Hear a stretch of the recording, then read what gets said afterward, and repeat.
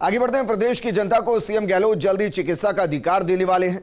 जी हां, गहलोत सरकार की राइट टू हेल्थ की घोषणा को धरातल पर उतारने के लिए चिकित्सा विभाग ने सभी तैयारियां पूरी कर ली। स्वास्थ्य विभाग की तरफ से तैयार किए गए बिल के ड्राफ्ट का फिलहाल विधि विधान से परीक्षण किया जा रहा है। अधिकारियों की माने तो इसी विधानसभा सत्र से प्रदेश वासियों को राइट टू हेल्थ का अधिकार मिलने की पूरी उम्मीद है। ये रिपोर्ट देखिए। राइट टू हेल्थ को लेकर संजीदा सीएम गहलोत के सपनों को साकार करने के लिए चिकित्सा विभाग 15 पेजों का बिल ड्राफ्ट मार्च माह में ही तैयार कर चुका है।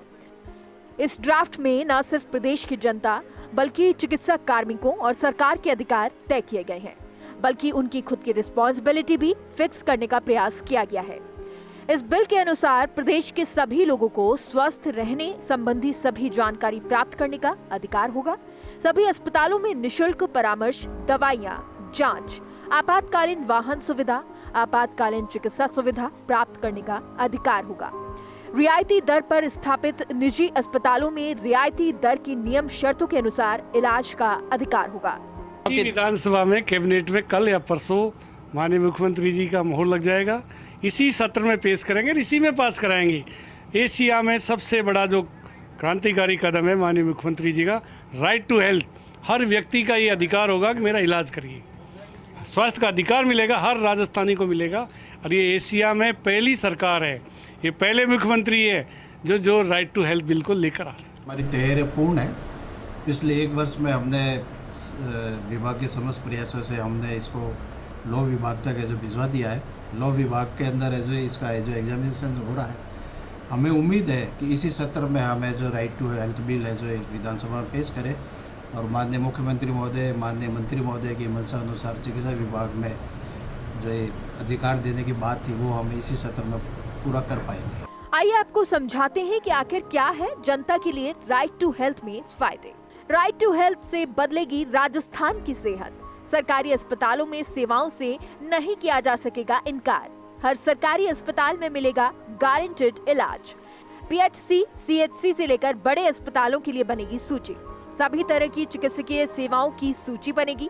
ये सूची अस्पतालों में चस्पा होगी। सूची में शामिल सेवाएं उपलब्ध कराना अनिवार्य होगा। किसी अस्पताल में यदि किसी तकनीक के कारण सेवा उपलब्ध नहीं होती तो भी मरीज को वैकल्पिक व्यवस्था करके देनी होगी। सभी नागरिकों को स्वास्थ्य से संबंधित जानकारी लेने का अधिकार होगा। सिर्फ बकाया बिल के चलते निजी अस्पताल डेड बॉडी नहीं रोक सकेंगे। लाभार्थी परिवारों को निशुल्क उपचार प्राप्त करने का अधिकार रहेगा। जिन अस्पतालों ने सरकार से रियायत ली है उन्हें नियम शर्त के मुताबिक चयनित लोगों को निशुल्क इलाज देना होगा। सभी सरकारी और निजी अस्पतालों को मरीज या उसके परिजनों को रिपोर्ट देनी होगी। सभी सरकारी और निजी अस्पतालों को मरीज की बीमारी की गोपनीयता का ध्यान रखना होगा। किसी भी मरीज को दूसरे अस्पताल भेजना होगा तो रेफर की व्यवस्था करनी होगी। यदि कोई मरीज बगैर चिकित्सकीय परमिशन के भी डिस्चार्ज होता है तो उसे भी पूरा रिकॉर्ड देना होगा।